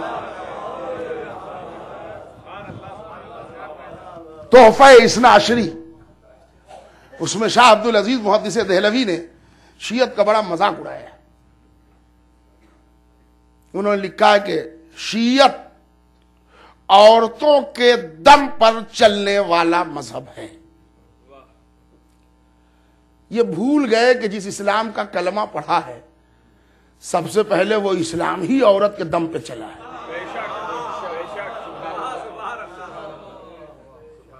فاطمہ کے ماں کی دولت اور بیٹوں کا لہو یہ نہ ہو گر دین میں تو دین میں رکھا ہے کیا. جس وقت رسول اللہ نے لا الہ الا اللہ تفلحو کی صدا بلند کی تھی, بڑے بڑے دولت مند سب بعد میں ہوئے, اس وقت روٹی کے لالے پڑے تھے مسلمانوں کے درمیان. خدیجہ نے سینہ سپر ہو کے کہا اللہ کے رسول جتنی دولت ہے راہ اسلام میں قربان کر دوں گا. یہ روایت اہل سنت والجماعت کی ہے کہ وہ فرماتے ہیں کہ ایک مرتبہ, روایت صدیق اکبر خلیفہ اول حضرت ابوبکر صدیق فرماتے ہیں کہ ایک دن خدیجہ 250 کنیزوں کو انہوں نے حکم دیا اور سونے کے سکے لالا کے رسول کے پاس ڈھیر کر دیے خدیجہ نے. حضرت صدیق اکبر فرماتے ہیں ابو بکر صدیق کہ ادھر کا آدمی ادھر نہیں دیکھ پا رہا تھا, میں ادھر کا آدمی ادھر نہیں. اچھا ان کی ہائٹ کیا تھی, تاریخ میں جملہ سن لیجیے, ان کی ہائٹ بھی سن لیجیے تاریخ سے. سیوطی نے بھی لکھا ہے, اونٹ کو دیکھا ہے آپ نے, اونٹ کے پشت پر ایک ہڈی نکلی ہوئی ہوتی ہے, اس کو کوہان کہتے ہیں. یہ اتنے لمبے تھے کہ اونٹ کے کوہان کا زخم جھک کے دیکھتے تھے. اب سوچئے کہ وہ ڈھیر دولت. پھر اس کے بعد جب بولہبیت رسول کو کلمہ حق بیان کرنے میں مانے تھی تو ایک مرتبہ ابو طالب گرجتے ہوئے کھڑے ہوئے اور کہا, نمک حرام 3 دن سے مسلسل کھا رہے ہو, کھانے میں غیرت نہیں آتی. آج کوئی اٹھے گا نہیں جب تک میرے بھتیجے کی بات مکمل نہ ہو جائے. اور اگر جس نے بھی ایک مرتبہ شور مچانے کی کوشش کی دوسرے دن اپنے کو مردے کی فہرست میں شمار کرے گا. یہ کہہ کہ ابو طالب بیٹھے, میرے لال جو کہنا ہے کہو, جب تک میں زندہ ہوں اب یہ تمہارا بال نہیں بیکا کر سکتے. اب مردوں میں ایک اثر ابو طالب کا چل رہا ہے اسلام کے ساتھ, عورتوں میں ایک اثر خدیجہ کا چل رہا ہے اسلام کے ساتھ. اور یہ خدمات مرد اور عورت کے اتنے برابر چلے کہ ایک ہی سال میں جب دونوں ساتھ چھوٹ گیا تو پھر رسول کو دنیا کی کوئی طاقت مکے میں روک نہ سکی. رہے ہوں گے با اثر لوگ, مگر ابو طالب کے بعد مکے میں کسی کا اثر رسول کو نہ روک سکا. رہے ہوں گے دولت مند لوگ, مگر خدیجہ کی دولت کے علاوہ کوئی دولت اب نہیں تھی, وہ کوئی دولت نہ روک سکی رسول کو مکے میں. حضور کو ہجرت کرنا پڑا.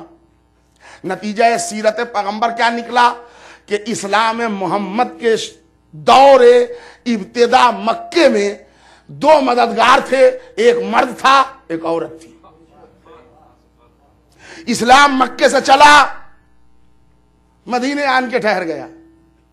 اب مرد عورت کی ضرورت ختم ہو گئی نہیں, وہاں بھی عورتوں کی جگہ فاطمہ کام کر رہی ہیں, مردوں کی جگہ علی کام کر رہے ہیں.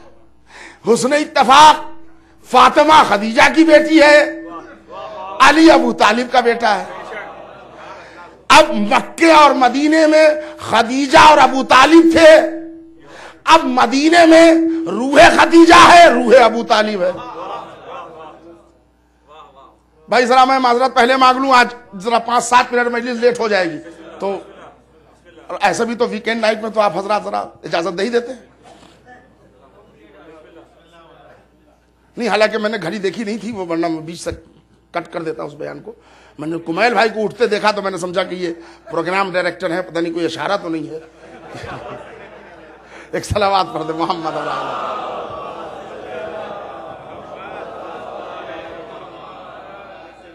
اور اب پھر اس کے بعد ہے حسین مجھ سے ہے میں حسین سے ہوں. اسلام کو پھر سے ایک زندگی دی حسین نے. تو 3 مشن ہے اسلام کے, ایک ہے مکہ, ایک ہے مدینہ, ایک ہے کربلا. تو کیا کربلا میں عورت اور مرد کی خدمات ختم ہو گئی؟ وہاں بھی مردوں کی خدمات کی ضرورت ہے. وہاں ابھر کے ابو طالب کا پوتا آیا جسے ابو الفضل العباس کہتے ہیں, اور عورتوں میں حضرت زینب آئیں جنہیں ثانیہ زہرا کہتے ہیں. کمال ہے. یہ ذرا دیکھ رہے ہیں آپ, رسول کی ابتدائی زندگی میں ابو طالب اور خدیجہ, درمیانی زندگی جو مدینے میں ہے علی اور فاطمہ, کربلا میں عباس اور زینب. یعنی ہر جگہ ایک مرد اور ایک عورت ہے. اور مرد اور عورت کا کیوں نام دوں؟ ایک ہوتے ہیں, شہر کے بدلنے سے نام الگ ہو جاتے ہیں. بچوں کو پلانے کے لیے یا چائے میں ڈالنے کے لیے جو سفید رنگ کا دودھ آتا ہے وہ ہمارے ہندوستان میں دودھ کہلاتا ہے, آپ کے امریکہ میں ملک کہلاتا ہے. دبئی میں جائیے آپ, وہاں دودھ کہیے گا کوئی نہیں سمجھیں گے, حلیب کہیں یا لبن کہیں, جو بھی کہیں, حلیب کہیں. اب وہ دودھ آ گیا. فرق دیکھا آپ نے؟ شے ایک ہے. انڈیا میں دودھ کہنے سے آیا وہی سفید رنگ, حلیب کہنے سے عرب میں آیا وہی سفید, امریکہ میں مل کہنے سے آیا. شے ایک ہے, شہر اور علاقہ بدلا, نام بدل گئے. تو مرد اور عورت کو کیا گناؤں؟ جذبہ نصرت رسالت ایک ہے. مکے شہر میں ہو تو ابو طالب اور خدیجہ ہے, سیٹی بدل کے مدینہ آ جائے تو علی اور فاطمہ ہے, شہر بدل کے کربلا آ جائے تو عباس اور زینب ہے. ایک ثانیہ حیدر ہے, ایک ثانیہ زہرا ہے. اب اس پر تو تفصیلی مجلس ہو سکتی ہے, مگر میں ان دونوں کی عظمت سے ایک نتیجہ آپ کو دینا چاہ رہا ہوں, اور وہ نتیجے میں ٹائم بچا کے خورشید غازی پوری کے ایک بند سے مکمل کر دوں گا. وہ کہتے ہیں کہ ختم ہے دنیا کی تاریخ وفا عباس پر, ابتدا جس سے بھی ہو ہے انتہا عباس پر. ساری دنیا کو نصیری کے خدا پر ناز ہے, ناز کرتا ہے نصیری کا خدا عباس پر. چادر تطہیر تھوڑی اور بڑھ جاتی اگر ایک سرا زینب پہ ہوتا دوسرا عباس. منزل دیکھا آپ نے؟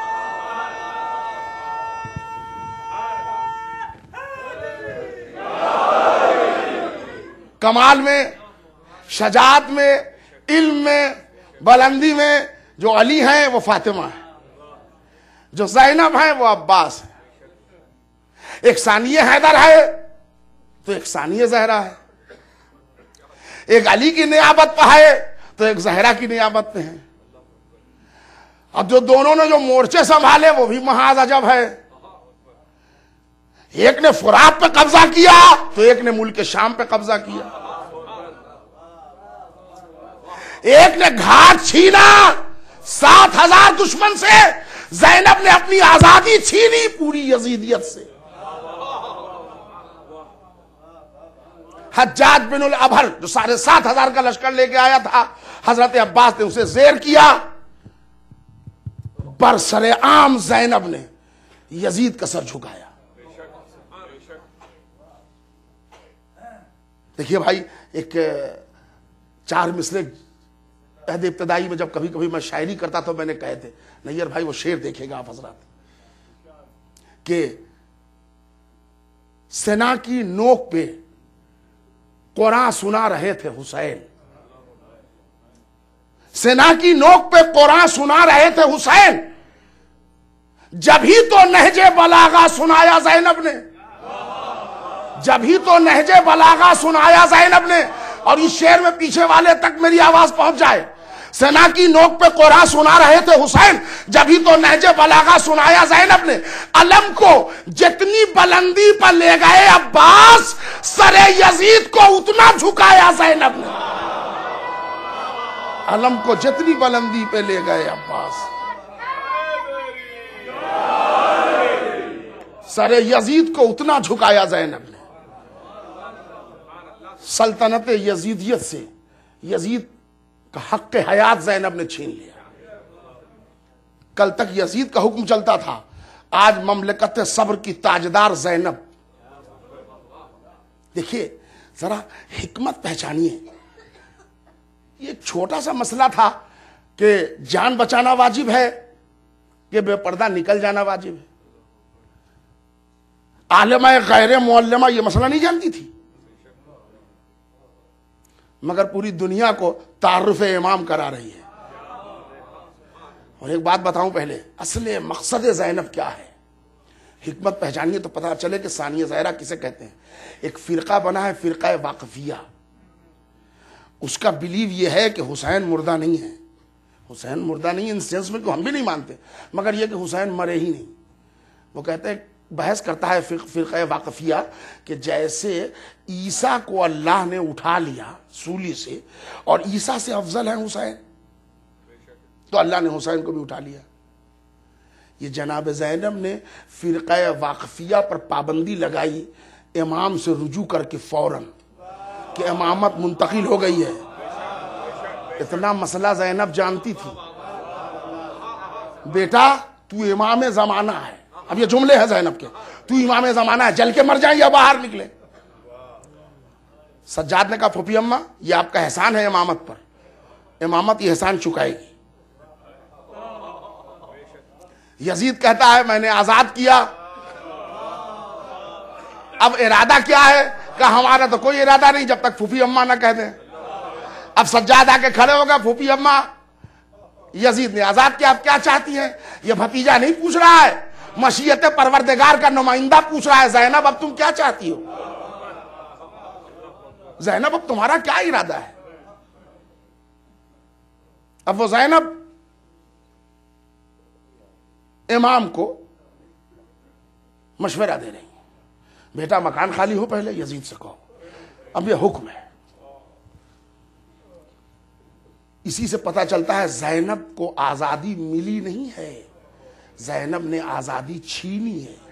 پڑھے لکھے حضرات ہیں، اب یہاں سے 2 جملے مصائب کو سنیے، ورنہ قید سے آزادی کے بعد کی سائیکولوجی یہ ہے کہ آدمی اپنے گھر بھاگتا ہے. لیکن زینب آزاد ہوئی نہیں ہے، انہوں نے آزادی لی ہے، تو اب بھاگنے کی جلدی نہیں ہے، ہم یہیں ٹھہریں گے. بندھے ہوئے ہاتھ سے ابھی حسینیت کو پہچانوایا تھا، اب کھلے ہاتھ سے ماتم کر کے حسینیت کا تعارف. حضرات شہزادی زینب کے سلسلے سے 2 جملہ میں نے کہا, حق ادا نہ کر سکا میں شہزادی کا, مگر ایک جملہ میں پہلے آپ کی خدمت میں کہہ دوں کہ جب یہ دختر ام المصائب جس کی مصیبتوں کی کوئی انتہا نہیں ہے, جب زینب کے مصائب و مصیبت پڑھی جائے نا تو کم سے کم آواز سے بھی روئیے اور آنسو سے بھی. کیوں روئیے؟ پہلے ایک روایت سن لیجیے, اس کے بعد مصائب پڑھو. زیارت ناہیہ میں امام عصر کے جملے ہیں کہ میں خون کے آنسو روتا ہوں جد پر.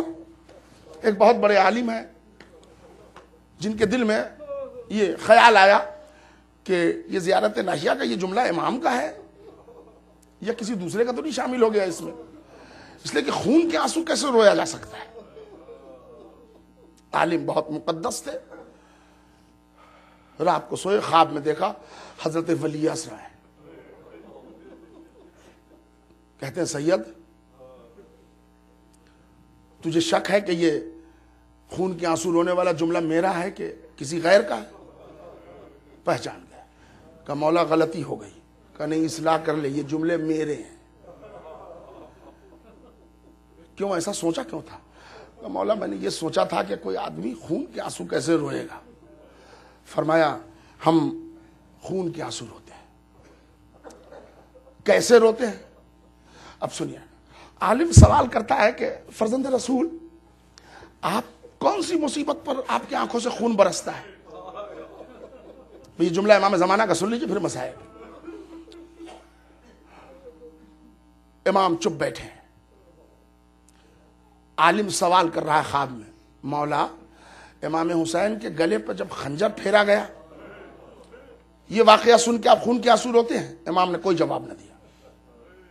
پھر کہا مولا 6 مہینے کے بچے کے گلے پر خرملا نے تیر پھینکا یہ سن کے آپ خون کے آنسو روتے ہیں؟ امام نے کوئی جواب نہیں دیا. کہا 18 سال کے کریل جوان علی اکبر کے کلیجے میں نیزے کی یعنی ٹوٹ گئی یہ سن کے آپ خون کے آنسو روتے ہیں؟ امام نے کوئی جواب نہ دیا. فرمایا عباس سے غازی کے دونوں ہاتھ کاٹے گئے یہ سن کے آپ خون کے آنسو روتے ہیں؟ امام نے کوئی جواب نہ دیا. تو جب ذکر عباس کر لیا تو عالم نے ہاتھ کو جوڑا. کہ ابن زہرا آپ ہی بتا دیجئے وہ کون سی مصیبت ہے جس پر آپ خون کے آنسو روتے ہیں. سنیں گے آپ؟ امام نے دونوں ہاتھ خاک پر مارا, کھڑے ہو گئے. کہا جب پوچھتا ہے تو سن, میں کس پر خون کے آنسو روتا ہوں. میں جب سنتا ہوں کہ میری جدہ ماجدہ حضرت زینب کبریٰ کربلا سے کوفہ, کوفہ سے شام, تازیانوں پر تازیانے کھا کے جاتی رہی. اب یہ جملہ مجھے برداشت نہیں ہوتا.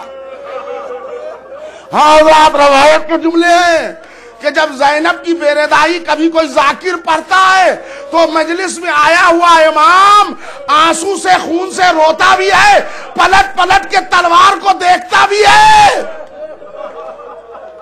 اس لیے کہ غیرت بنی ہاشم گوارا نہیں کرتی کہ جن سروں کو آسمان نے کبھی نہ دیکھا اڑیا,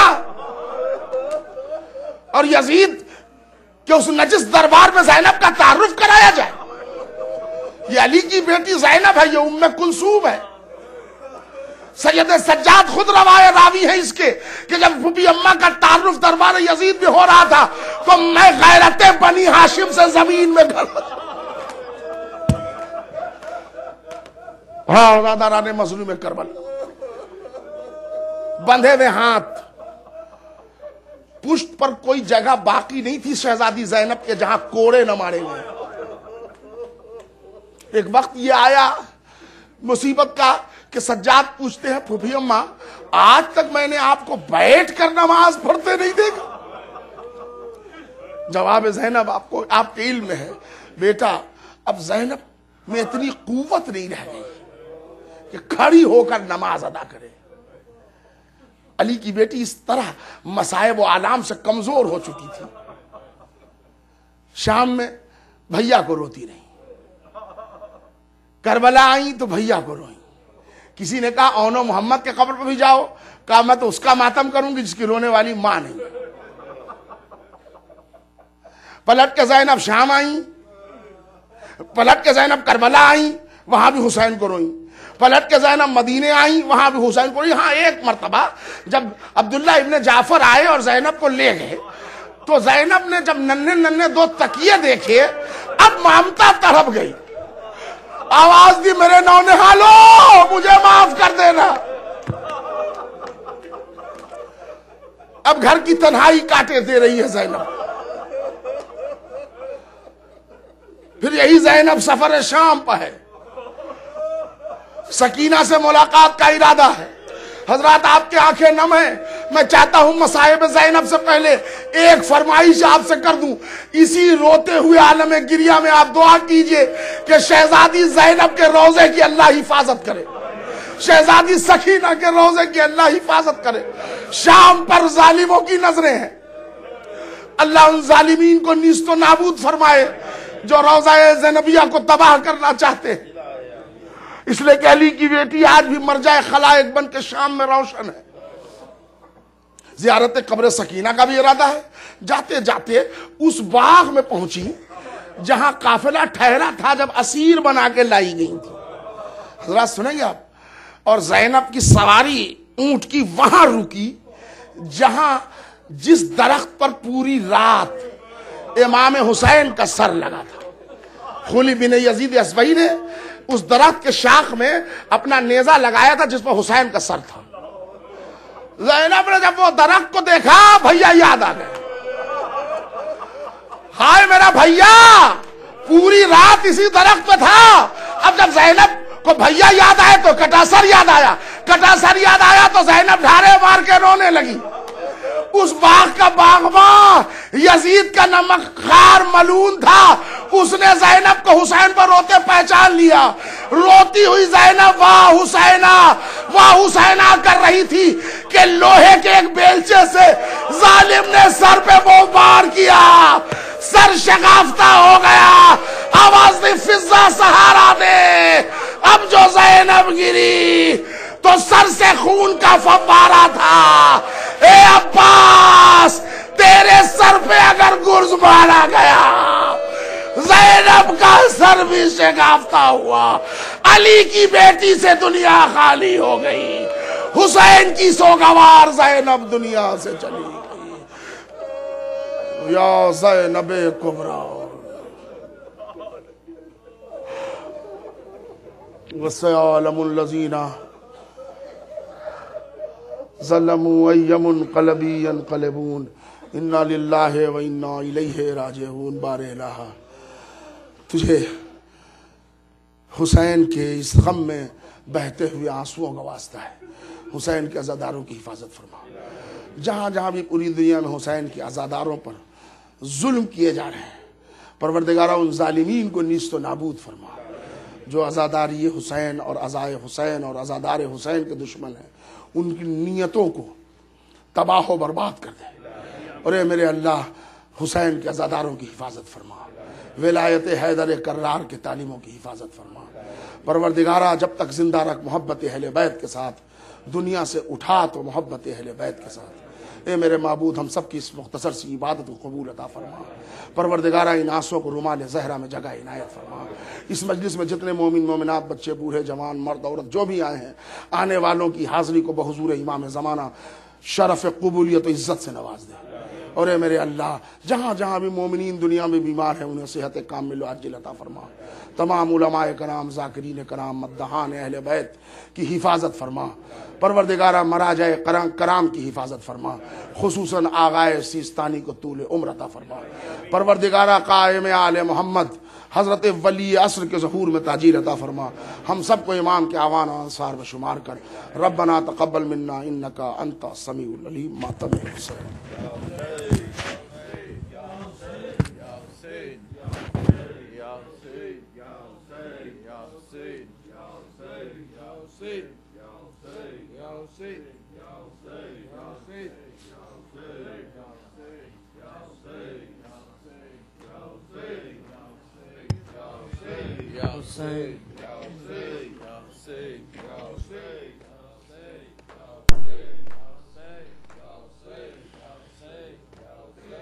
بازار میں یہ زینب فضا سے کہہ رہی تھی اماں مجھے چھپا لو بازار میں یہ زینب فضا سے کہہ رہی ہے اماں مجھے چھپا لو بازار میں یہ زینب فضا سے کہہ رہی ہے اماں مجھے چھپا لو عباس کی بہن کو ہر آنکھ ڈھونڈتی ہے اماں مجھے چھپا لو بازار میں یہ زینب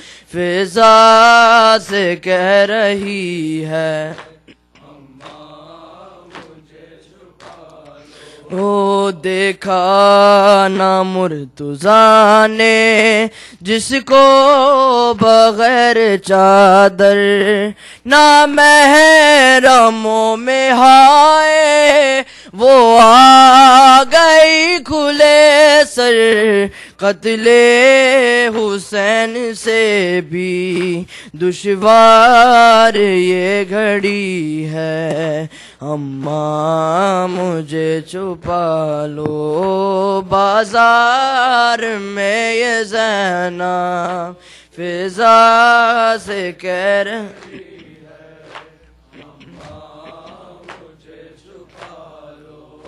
ہمت نہیں ہے میری ہمت نہیں ہے میری کیسے قدم بڑھاؤں اس شہر بے امان میں خود کو کہاں چھپاؤں ہاتھوں میں لے کے پتھر امت کھڑی ہوئی ہے اماں مجھے چھپا لو بازار میں یہ زینب فضا سے کہہ رہی ہے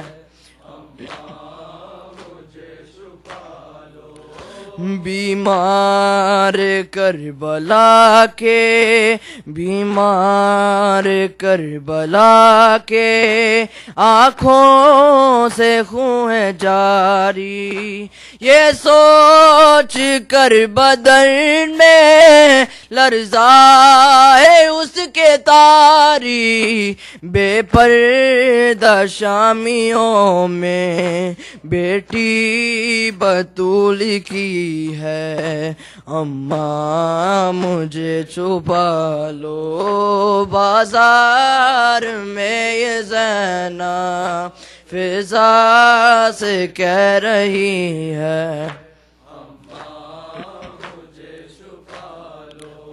پوچھے تو کوئی ہم سے پوچھے تو کوئی ہم سے چینا ہے کیا تمہارا پردیسی بے وطن ہے کیا جرم ہے ہمارا کیسا ہے یہ تماشا یہ بھیڑ کیوں لگی ہے اماں مجھے چھپا لو بازار میں یہ زینب فضا سے کہہ رہی ہے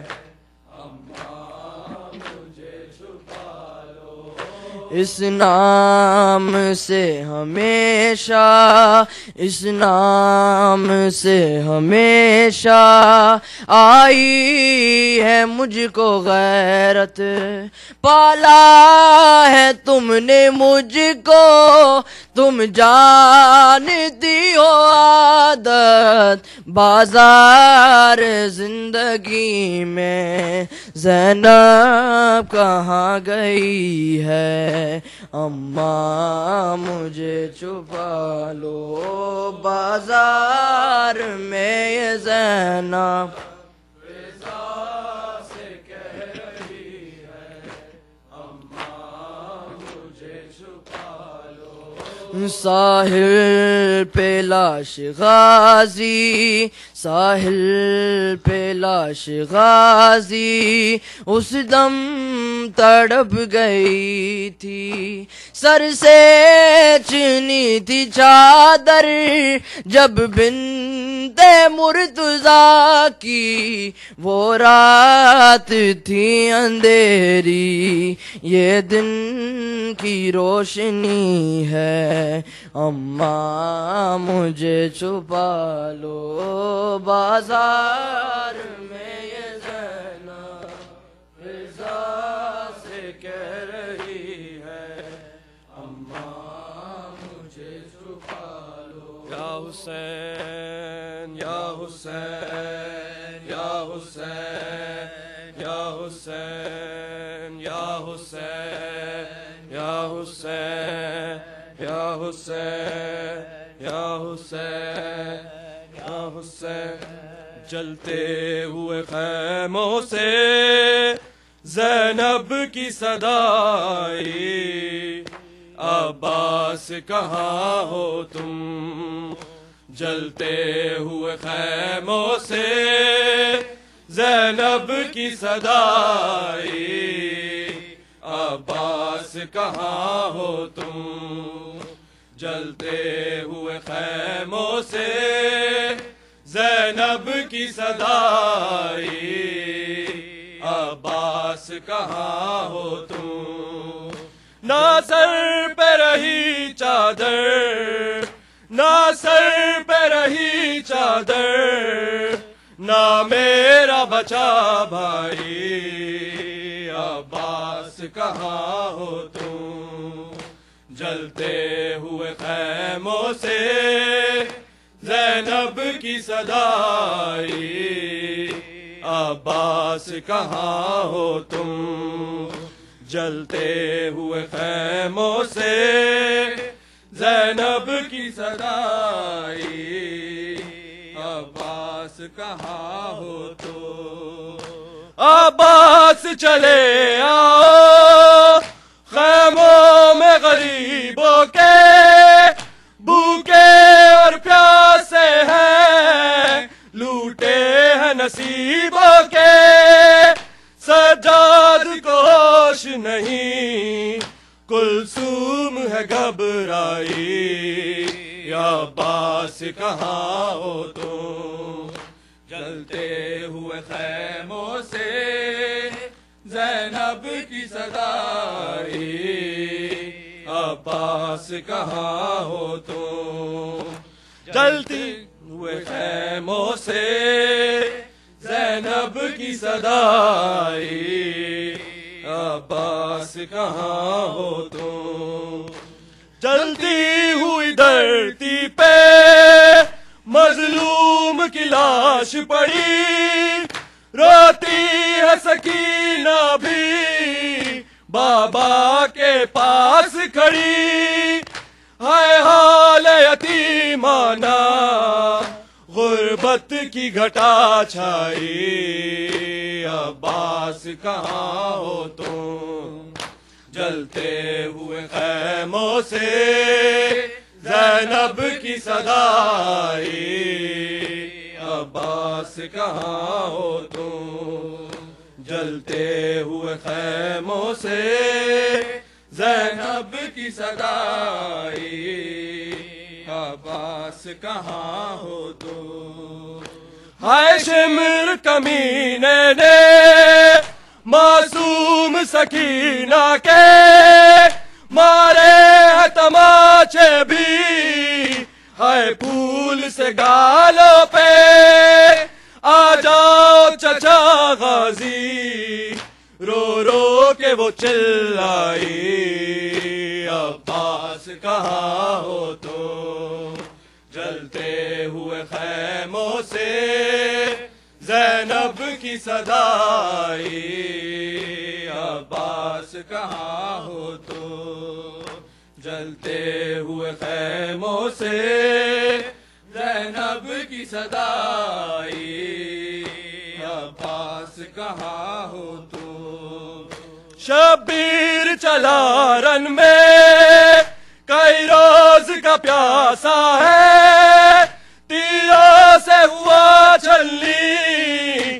مظلوم کا پیاسا ہے، نہ کفن ملا اس کو نہ قبر ہی بن پائی، عباس کہاں ہو تم؟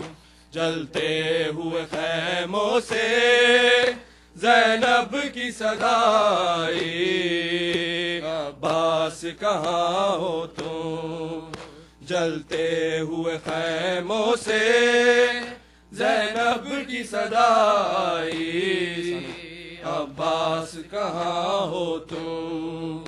کلثوم نے سر پیٹا مقتل میں کھڑے ہو کے، آئے کانپتے ہاتھوں سے زینب نے رو رو کے دستر امامت کی سجاد کو پہنائی، عباس کہاں ہو تم؟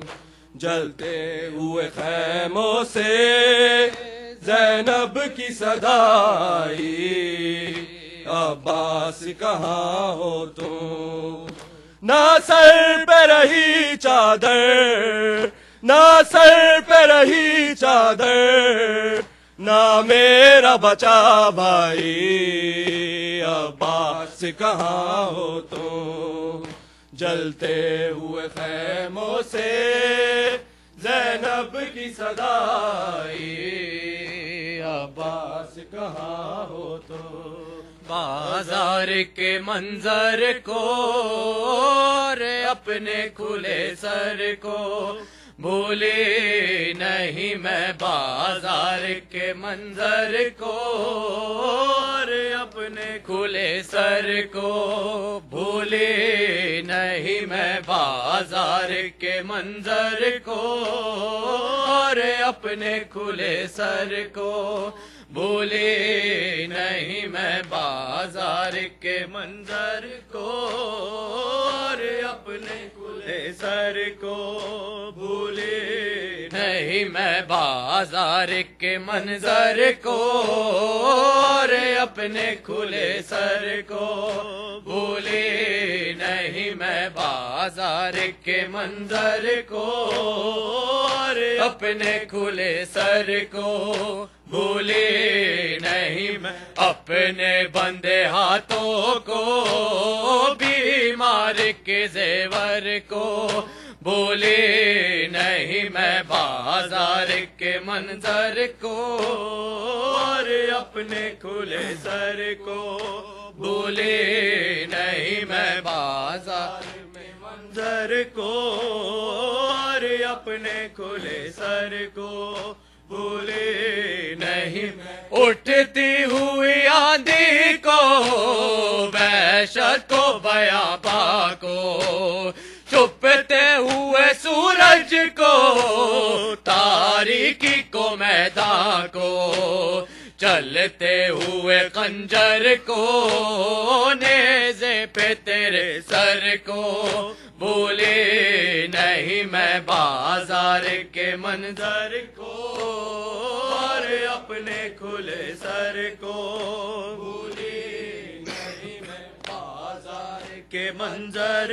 کو اور اپنے کھلے سر کو بھولے نہیں میں، لہراتے ہوئے نیزا ہے شمر کا وہ بڑھنا، آ کے میرے پیچھے ہر بی بی کا وہ چھپنا، شولوں میں گرے گھر کو چنتی ہوئی چادر کو بھولے نہیں میں، بازار کے منظر کو اور اپنے کھلے سر کو بھولے نہیں میں، بازار کے منظر کو اور اپنے کھلے سر کو بھولے نہیں میں، یاد آتا ہے ایک ماں کا وہ خاک میں ڈس جانا، اور آگ کے شعلوں میں وہ ماں کا جلس جانا، جلتے ہوئے جھولے سے لپٹی ہوئی مادر کو بھولے نہیں میں بازار کے منظر کو اور اپنے کھلے سر کو بھولے نہیں میں بازار کے منظر کو اور اپنے کھلے سر کو بھولے نہیں میں فیضا کو میرا بھائی ماں کہہ کے بلاتا تھا دم اس کا میرے بھائی کے نام پہ جاتا تھا رتبے میں جو ماں بن کر آئی اسی مادر کو بولے نہیں میں بازار کے منظر کو اور اپنے کھلے سر کو بھولے نہیں میں بازار کے منظر کو اور اپنے کھلے سر کو بھولی نہیں میں اپنے بندے ہاتھوں کو بیمار کے زیور کو بولے نہیں میں بازار کے منظر کو اور اپنے کھلے سر کو بھولی نہیں میں آتی ہے نویدا بھی آواز یہ زینب کی ہے مجھ کو قسم سردیوں سے سوکھے ہوئے لب کی پیاسے علی اصغر کو سوکھے ہوئے ساغر کو بولے نہیں میں بازار کے منظر کو اور اپنے کھلے سر کو بھولی نہیں میں کیا حسین کیا حسین کیا حسین کیا حسین کیا حسین کیا حسین